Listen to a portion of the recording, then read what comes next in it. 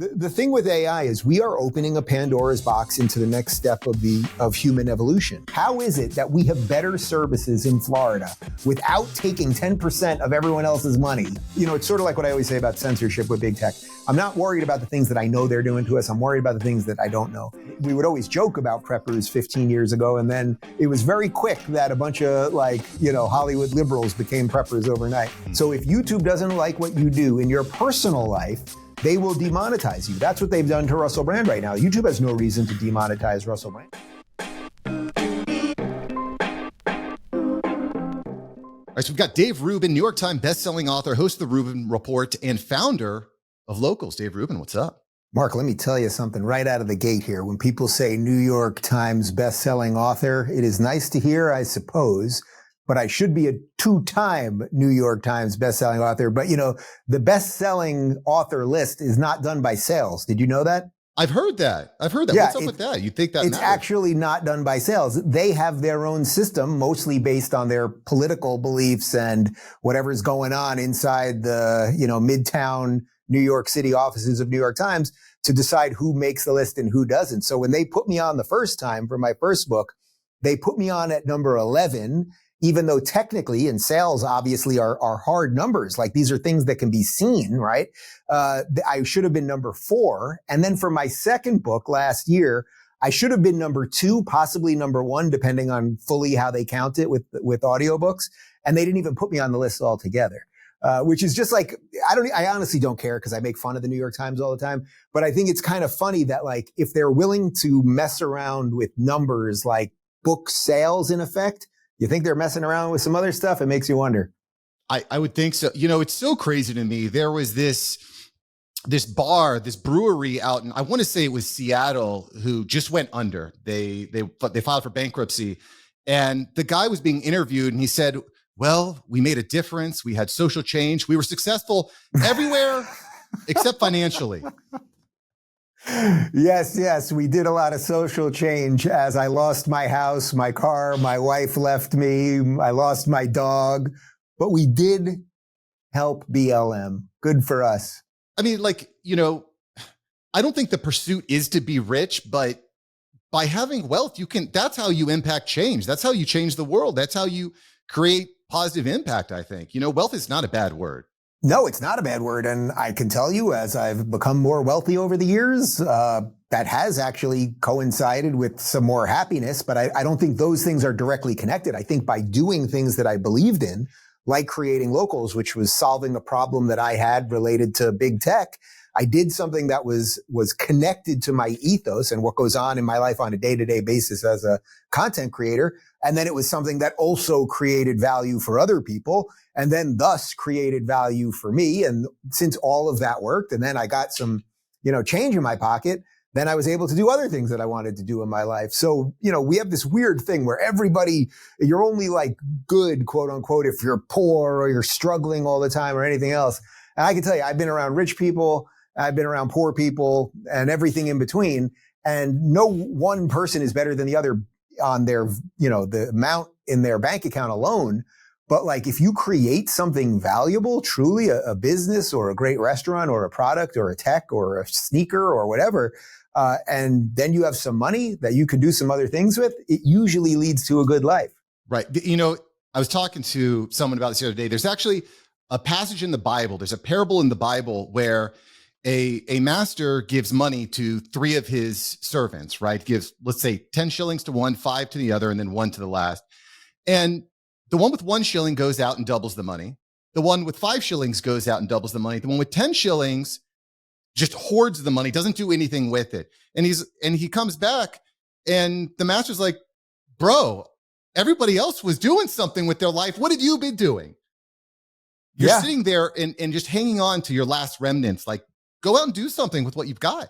Well, you should, putting aside the money, like you should, because that's the purpose of life. Like the purpose of life is to go find an adventure, go find your adventure, be the lead character in your movie. Like, I'm sure there are people that, inherit a ton of wealth that probably don't do much of anything. And does anyone really love that story? Not really. And by the way, that story usually doesn't end well because those people, almost without exception, end up as drug addicts or they end up losing the fortune or whatever else. Like the thing that drives you as a human is like, there is something that I want to do. There is some problem that I see. There's something that I want to attain. Now, maybe like your dream in life is I want to own a freaking yacht. Well, you got to get a lot of stuff done to make it possible so you could maybe own that yacht. Your dream in life maybe to have, a traditional family and live a very humble life. You got to get some things in order to get that too. So you have to pick what that is. But if you just I'm 25, I got something and I'm just going to hold on to this thing, it's not going to work for very long. No, you're going to be miserable. Your kids are going to be like, what are you doing, Dad? Your wife's going to be like, take off the sweatpants. It's going to be a problem. Or you're going to be 56 with none of those things, right? You won't have the wife or the kids or anything. You'll probably be on a lot of prescription painkillers and have a lot of hangers on that are basically chipping away at what you got. Being a little bit better than yesterday, starting by cleaning your room, good place to start. I am curious. Do you have a vision board? Do you have a vision board with items that you want to achieve, sayings, things like that? I don't have a literal vision board in like the actual physical vision board like that, like something that's above my bed with all the dreams and things there. But I've got an awful lot of notebooks that are basically strewn throughout my house, including nightstand and in the master closet and in my studio over here, that I'm constantly just like sketching out ideas and what do I want to do next, whether it's either writing the next book or what's the next thing I want to do with the show. Or, now that I have a little bit of money, like what's the next thing that maybe I want to invest in, or property. I really like physical things. I know some people love the market. Some people like physical things like a house or commercial project, something like that. So I'm constantly doing that sort of thing. And I hope that will just keep me going for a long time. I'm 47 now. So I'm basically like right in the thick of it, right in the center of life, I suppose. And I hope that like I'll always have that kind of chip on my shoulder of like, well, what is next? Like what else would be cool to build and what new roads are out there? When I started Locals years ago, like it was insane to do in some respects because I was fighting big tech. But on the other hand, when I had this little idea of, okay, we're going to build an app and everyone's going to have their own community and the creator's going to own it. And, you won't have to rely on YouTube and blah, blah, blah. Everywhere that I went, whether it was the major VCs at the time who were all in, San Francisco, most of them have fled to Miami now, or meeting people anywhere on the street or just random connections that I had if I was trying to just raise money, which is freaking tough. And it's a major time suck. And it's also not the most fun thing in the world because you're asking people for things, which isn't fun. But like when I was doing that, I kept doing it and I knew it was a good idea. And everybody, even the people who said no to me, all said it was a great idea and it was very needed. And I always thought that was funny. I would sit in with major VCs, like whatever you think the top 5 VCs are, I probably met with all of them. And they'd be like, oh, this is awesome. And they'd look at our internal numbers just at the beginning. Numbers were all looking good. Our burn rate wasn't crazy. Like it was all good. And many of them did not get involved in Locals. I think they regret that now. But then we had other investors, awesome people and some of them weren't even major investors. Some of them were just, friends and family who I told the idea to, and they were like, let me write you a check right now. So I always found in the pitch part of it, the people who aren't the bullshit artists are the one that kind of make their decision quickly. The people that make you come back 5 times and whittle through the numbers one more time. And usually they're probably mining you for data. But the people that were the pleasure were literally, there were 2 guys. I came to Miami. I sat around a table, about 8 people. It was a dinner set up for me to meet investors. I literally posted on my Locals community. I said, hey, you guys in the community, I'm sitting at a table with investors right now. Can you tell these people, I said, no holds barred. Don't hold anything back. Do you like this app? Do you think this is valuable? Blah, blah, blah. Got a couple hundred responses. I literally handed my phone around the table. And by the end of the night, 2 guys had written us pretty big checks. So like that was much more fun to me and interesting than like you go to the board meeting, you sit with all these people, everybody's pontificating, that kind of thing. Right. People do business with people they like. Right. And I think people are starting to wake up to this. It's very scary, I think, to take a moral stance on some of these topics because you're afraid, I won't get that VC funding or I might get let go from my C-suite job. But I also find that it becomes like a magnet of really connecting with the people that you really vibe with. I got to say, I was talking to someone the other day. He's big into, like alpha male type of stuff, which I actually want your opinion on, masculinity. But he's big into alpha male stuff. And he's like, I started up a Patreon. I'm like, hey, just by the way, you're going to get dropped very soon. Have you read the terms? I mean, that's funny to me. Just on my show this morning, I haven't mentioned Patreon on the show in like 3-4 years because we started Locals, which was a competitor, and I think for a fact it is a far better product than Patreon. You own all your data.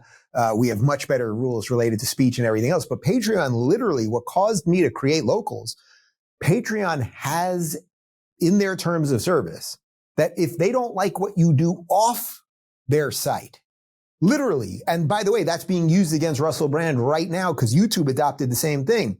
So if YouTube doesn't like what you do in your personal life, they will demonetize you. That's what they've done to Russell Brand right now. YouTube has no reason to demonetize Russell Brand. If you don't like Russell Brand because of these allegations, then don't watch his videos. But YouTube has now just decided, Russell Brand, you cannot make money on your content.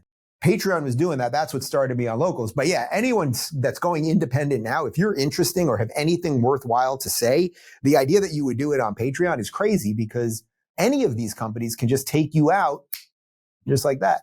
It's a very dangerous. And the problem is the bar is always moving, right?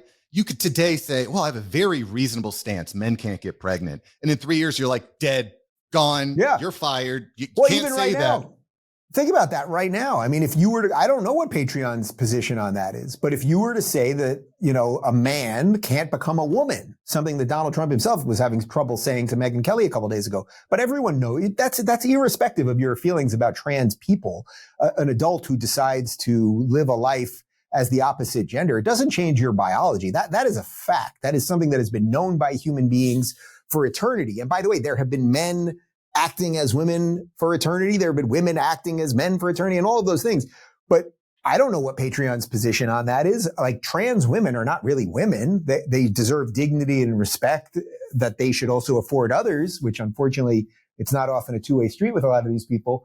But it's like, if you want to take any position, that's the point. It's not controversial. If you just want to take any sort of sane opinion, you could be on the chopping block. Right. And a sane opinion today might be a chopping block to be, which is why I think that creating platforms like Locals, like what Elon's doing with Twitter, now X, is a really important consideration. We need to think as creators, as business owners, where are we building our house? What kind of foundation are we building on? Oh, absolutely. I mean, well, that's the thing. I mean, look, Elon bought Twitter.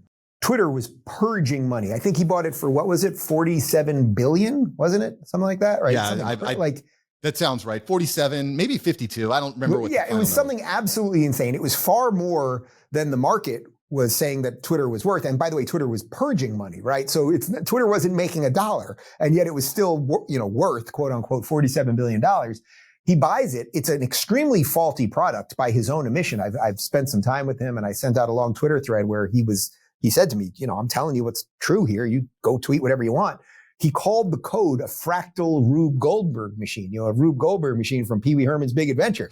Like it's such a mess over there, but he bought it and he's done something incredible with it. I mean, if you think in the year that it's been, I think a little less than a year, maybe it was a year next month that he officially got it or was in the beginning stages of getting it. He changed the whole verification process and then started charging people for the blue check. So he started figuring out revenue there. He's now got creators making money through advertising. He's done stuff related to free speech to open it up. Hunter Biden laptop, which of course was censored, and a bunch more. It's funny that he gets so much criticism because the only reason he's getting criticism is he's allowing people to converse the way we thought social media was going to allow us to converse. People should be much more angry at Facebook for silencing people or YouTube for silencing people, but instead they're angry at the guy who's allowing people to talk. When Instagram Threads dropped, it was amazing to me. Everyone's saying Twitter X is dead. It's done. I'm like, people, these are not the same things.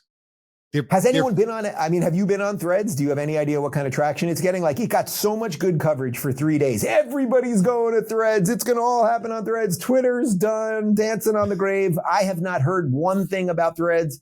Well, I could check right now. I'm going to have my guy check. Brock, when was the last time that that Mark Zuckerberg even posted on Threads? Like, let's just even say, I wouldn't even know. Do you go to threads.com? I honestly don't even know where it is. Like, but you're right. Like, but they wanted to create something that would be the more censorious version of Twitter, and they thought people would flock to it. It's so backwards. It's the blue ocean strategy. Locals is different. There's nothing like Locals. X is different. There's nothing like X. Rumble is different. They're just very different. Although I got to say, I have a problem with Rumble. Oh, what do you got? I'll bring it to the people. The problem By the way, I am being told that I'm Mark Zuckerberg did post on Threads 3 hours ago. So congratulations to Mark. Okay, well, they're actually making some big announcements about a new AI project. I just recorded a video on that the other day, which I don't know. It's their rival to ChatGPT. We'll see. Problem I have with Rumble is if I'm not talking politics, it's hard to get any traction. So how does Rumble evolve from just like a free speech, political, right-wing type of haven to business, entrepreneurship? How does it evolve into something bigger than just the politics? Sure. So first off, I just, for transparency's sake, I should tell people what my involvement is with Rumble at this point. So, I created Locals. I was one of the co-founders of Locals. Eventually, we merged with Rumble. So in essence, it was an acquisition. So Rumble acquired Locals. They sort of operate as separate companies the way Facebook and Instagram kind of merged, but they're separate companies. We sort of have that model. My brother-in-law, who's the CEO of Locals, and he was my original guy, putting the whole thing together. He's still in charge of Locals and all that. I am not an employee of Rumble. I guide on some policy. So I'm basically a consultant really related to free speech type stuff. So how do we publicly fight this fight, the fight that I've been fighting, very publicly for a long time. So I'm not involved in like the nitty gritty under the hood stuff. I'm not like at board meetings or anything of that nature, just to be clear. But in terms of your question, which I think is a legit one, it's interesting how these sites sort of operate because there was a clear need for a free speech version of YouTube in essence. And that's what Rumble kind of filled the gap on. What happens is that then pushes mostly, let's say, political leaning people there first, because those are the people who are most sensitive to the free speech issue. So then it starts becoming political. And not only does it start becoming political, it starts seeming like it's right-wing political because those are the people who are being silenced. That's just the reality of what kind of drives people there first. I can tell you that and you can just check out Rumble for this now. I mean, they're going very hard on gaming right now. And, they're doing Power Slap with Dana White and some UFC stuff and a bunch in that space, but it's going to take time to build. So yeah, like doing an entrepreneur podcast, that may not be fully what people are going for at Rumble right now, but you have to let the ecosystem kind of develop. And, fortunately, people that tend to be interested in politics, let's say from like a right-leaning perspective, they also are interested in entrepreneurship because they believe that it's on them to figure things out and all that kind of thing. So I think a lot of it's just like you got to let the ecosystem kind of shake out and kind of figure out what it is. But everything takes time. But, I would say this, that in the 9 months that I've been on Rumble, and it's only 9 months, I wasn't even using Rumble before we fully connected with them on the Locals front. We have 500,000 subscribers. I've been on YouTube for now. It's got to be about 11 years, and we have 2 million. So the growth on Rumble really has been pretty spectacular. So speaking of independent media, and I hear what you're saying, Dave, about as Rumble gets more traction, more people are there, it can start to expand out. Like the riches and the niches, then we expand on top of that. Yep. I have to go here because this is something that's very important to me as a Floridian. A few years ago, when the entire country was locking down and the world was in chaos, everyone was closed, I really respected what Ron DeSantis did to open up Florida. He was under immense firepower. He was under immediate attack from the media, from the government, everybody. And he really fought hard to open up small business. Honestly, when I was looking around what's going on in the world, I was like, I feel like I won the lottery being here in South Florida. Yeah. Well, you don't have to sell that on me because I uprooted my life, 2 companies, a whole bunch of people, my family, and here we are. Yeah, but it's bananas how quickly people have forgotten like how important that. I really feel like he changed the course of history just by saying we're not going to close down the businesses. We're going to open up the beach. We can go to the playground. Crazy how quickly people forget. But I wanted your opinion on something because we're in the middle of this presidential campaign and I don't see DeSantis anywhere. He's nowhere. Like I see Vivek all over the place. But like, I feel as if Ron has underestimated the importance of independent media and podcasts and YouTube. I don't see him on Patrick Bet-David. I don't see him on Tim Pool, Bill Maher, Rogan. Has Ron DeSantis underestimated the power of independent media? Well, first off, I think there's a couple things here. Number one is he's still the governor of the state of Florida, and he's got that is his main job. And of course, the funny thing about running for president is you're auditioning for this other job while you're supposedly doing this job that's very complex and whatever. He has had to come back a bunch of times. We just got through this last hurricane, Idalia, that I'm sure you're aware of. And I would just contrast that with someone like Vivek, like this is his job now, right? So he can be out there and everything else. But in terms of the strategy itself, I actually agree with you on that. And I've been pushing him towards that, both personally, I've discussed it with him privately and publicly. I've said it on my show. I want to see him on Rogan. I want to see him on The View. I think that's where he shines when he gets in the viper's nest and they're lying about him and attacking him and everything else. That's where, to me, he's at his best. He's not necessarily at his best when he's just kind of telling you the good things he's done. It's nice to hear and it's refreshing. And as you said, you're a Floridian, so you've lived it. And that's great. And we shouldn't forget that history. One of my frustrations with Trump lately has been that he's trying to erase that history. And I don't appreciate that, because this was the citadel of freedom for the rest of not only the country, the world during COVID. So that's that. But yes, I would like to see him do a little bit more of that. On one of those specifically, PBD, Patrick Bet-David, he was supposed to do it about 2 weeks ago. And then because of the hurricane, that got delayed, because he was also going to come down to my place in Miami after he hit Fort Lauderdale. So I'm sure that'll be rescheduled. I will also tell you, people were frustrated that he didn't do Megyn Kelly. He did do Megyn Kelly. Glenn Beck, I don't think is mainstream anymore. He's gone on Glenn Beck a bunch of times. I think it's all going to come around in that regard. I would say at the same time, the guy he's in the midst of going to all 99 counties in Iowa. And at the end of the day, and I suppose we'll find out in January, which is a better strategy? Do you just, flood the media, mainstream, alternative, whatever? Do you just flood that endlessly, which, it can go viral and it feels like there's a certain energy there, but nobody really knows how many votes that turns into?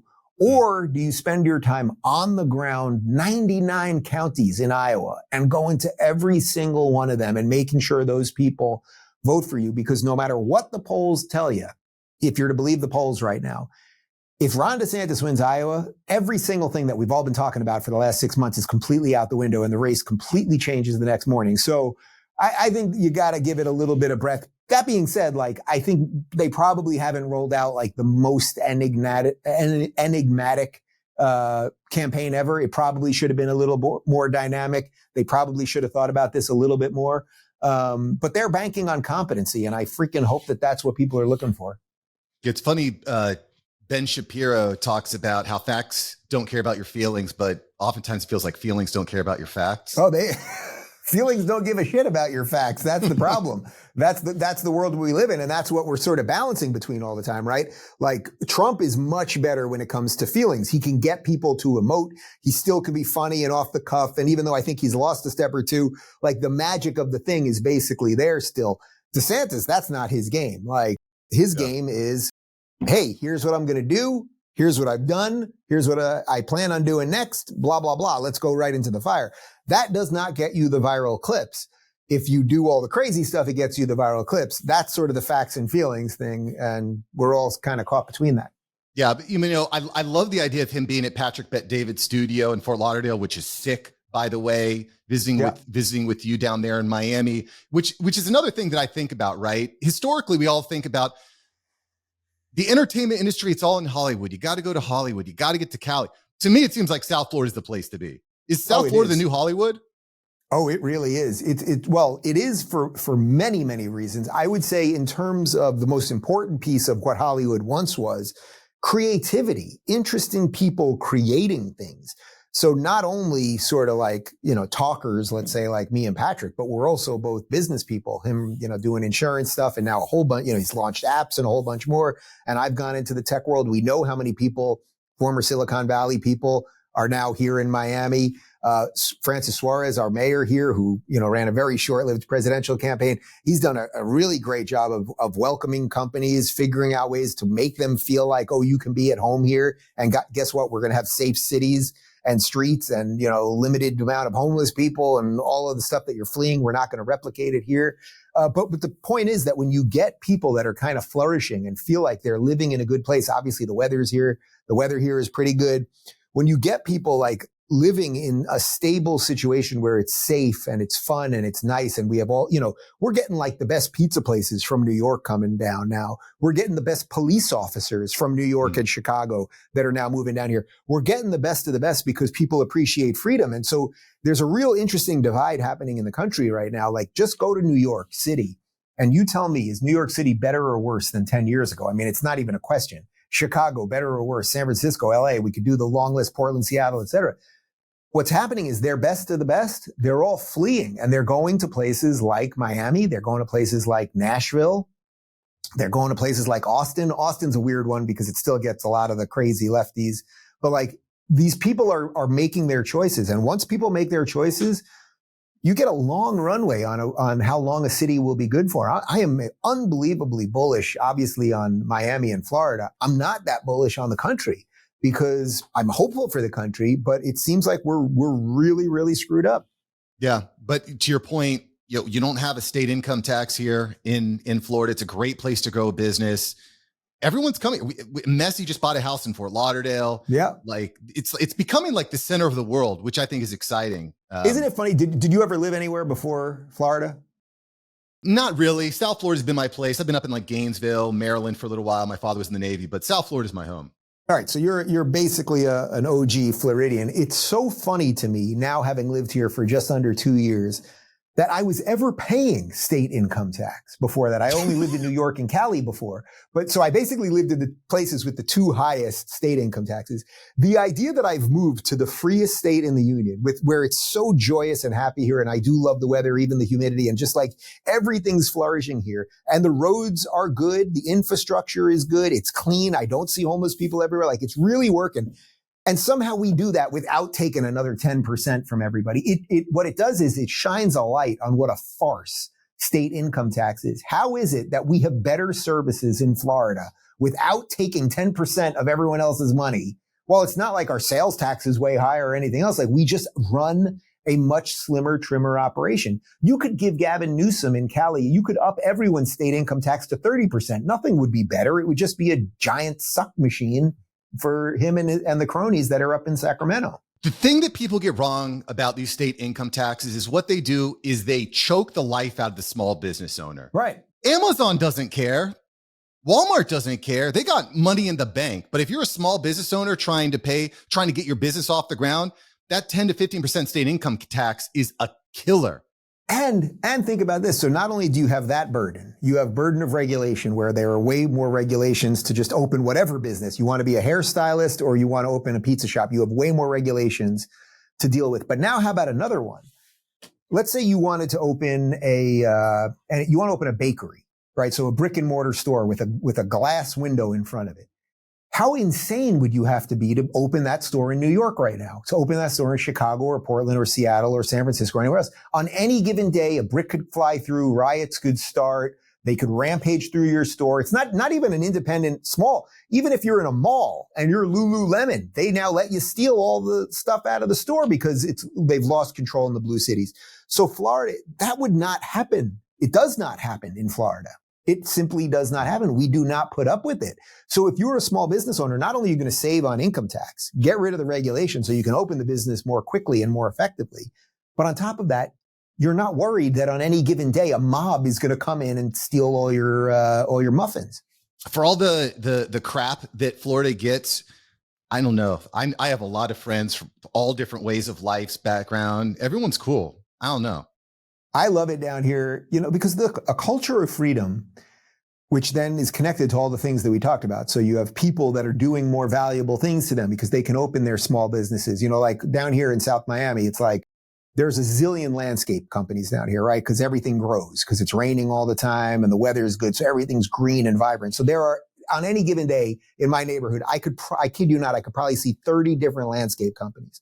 Most of these guys are first or second generation immigrants. They got their truck. They got the thing that's attached to the truck and they've come here and they do their job. They work hard. People care about their properties. It's very, very different than a city that's on the slide where when I was living in LA, it was like you could feel it. You'd go to the supermarket And especially during COVID, everyone's masked and angry and there was no warmth to it anymore. Where here, it's like people, especially down here in South Miami, you got a lot of Cubans down here. You got a lot of Venezuelans down here. They know what the other side of freedom is because they either went through it themselves or their parents or their grandparents.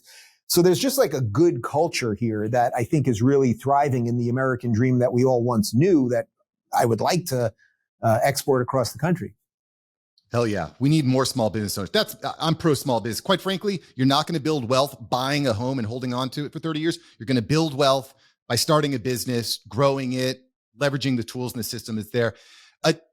Dave, there's a couple questions I was like, I need to ask Dave this. I feel like our politicians are not talking about AI at all. We're talking about all this other stuff, but AI completely changed the world. The World Health Organization is estimating about 80 million jobs displaced within the next couple of years. Walmart talking about fully automating 63% of their stores within 2 years. AI drones, the new modern warfare, AI robocalls, deepfake porn. Are our politicians underestimating the impact of AI? I don't know that they're underestimating it, but the idea that these people could have even the slightest understanding of how to do anything related to this, or even just in the last week, I think the Senate had a quick hearing on AI. And it was like, yes, Dianne Feinstein is really going to help us figure out what to do about AI, or any of these people, even the best of the best, that they could figure, or only if they had the tools to regulate it properly so we wouldn't get deep fakes of Joe Biden or deep fake porn or whatever else. It's just so nonsensical. The thing with AI is we are opening a Pandora's box into the next step of human evolution. We truly are. At some point, we will not know reality from the digital. We will not know carbon-based reality from digital reality. We might be basically into that threshold already, which is why I reference The Matrix all the time on my show. It's like, Neo didn't know he was in the Matrix until he pulls the thing out of his head in the gooey pink mess and then realizes what's happened to the future of humanity. And spoiler alert, it's not that great. There's nothing the government can do to regulate any of this in a sensible way. There just simply is not. It's sort of like what I always say about censorship with big tech. I'm not worried about the things that I know they're doing to us. I'm worried about the things that I don't know. And with AI, for all the weird things that it could spring on us that we can think of, like obvious ones would be Joe Biden, there'll be a video that one day it could happen tomorrow. An AI video of Joe Biden saying, Russia just dropped a nuke on Ukraine and we have just launched 3 nukes on Russia. Like that could literally happen tomorrow. It could go worldwide, be completely fake. And God knows what that could do to, let's say, some other country in Eastern Poland then actually launches rockets because of that. Like there's such a litany of crazy things. And the idea that our clowns in Congress and the Senate can regulate it to control it in any way. I mean, it's like literally telling like a mouse to regulate what the lion's doing. It just makes no sense. It makes me very nervous. Everyone's afraid of the next big nuke dropping. Guys, girls, ladies and gentlemen, dogs and cats. That was 80 years ago. The next thing is like an EMP bomb being dropped in New York City and then people are eating themselves. I don't know. I feel like, listen, Kamala's got it under control. I know, but I feel like we could probably give a little bit more attention. Yes. Thank God Kamala's got it under control. Otherwise, we'd really be freaking out, Well, look, I think if you were to look at a silver lining with COVID, I think that's the silver lining. People started for the first time thinking, oh, maybe there's different ways to live.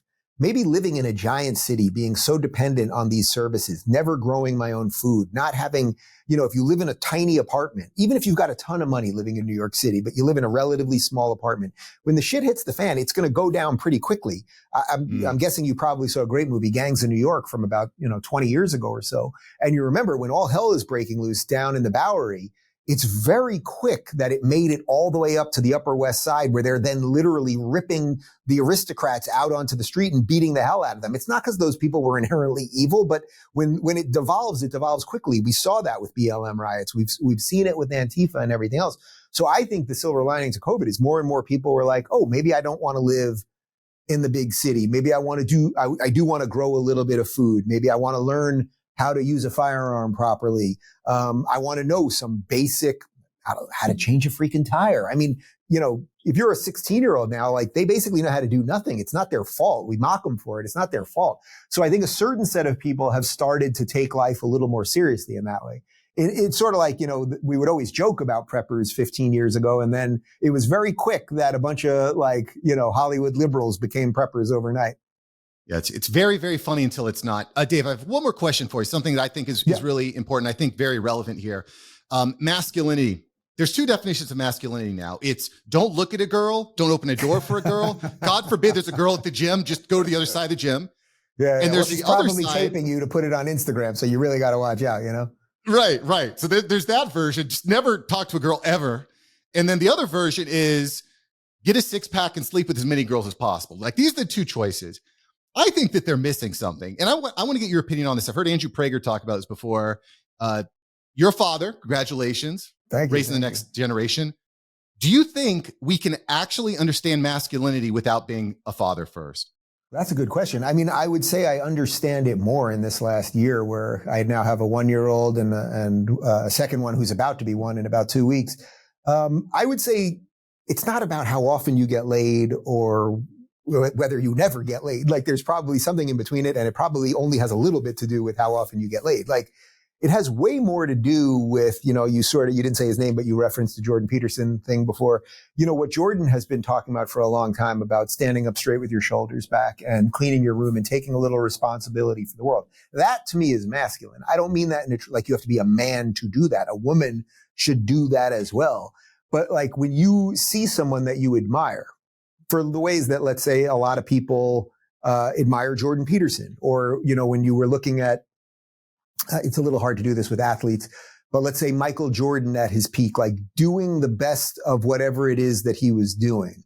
When you see people that are really out there doing that, I think that's probably like what the best definition of masculine is. I don't think masculine necessarily is like banging a lot of chicks, or that you just like have no emotions or something like that. I think it's something that's much more nuanced to that degree. It's something like, what it is. What it is because when you go to a bar and you're at a bar and you see a guy come in and he's just kind of got his shit together and you can see it. So he most likely has like a pretty girl with him, or he's dressed right, or whatever. He can afford to be at the right place in the first place. You're like, oh, he did something in the world that gave him something that it's like, you look at him and you're like, I could be more like that guy. That wouldn't be the worst thing in the world. That to me is really what it is. It's not just, oh, I racked up these numbers, or I'm so freaking masculine that I have no use for women. I think there's that version too. Like, it's probably something a little more nuanced. Fair enough. Well, I appreciate that, Dave. And quite frankly, Jordan Peterson is on my vision board, and listening to his breakdown of Genesis was like very transformational for me. Just try spending a year and a half on the road with the guy. Like, as I often say, it's like, if that won't change you for the better, then nothing will. That's how you become the head lobster. Dave Rubin, founder of Locals, host of the Rubin Report, links below. Before you start your business and monetize your influence, check out Locals. Spoiler alert, it's a good idea. Dave, thanks for being on the show, brother.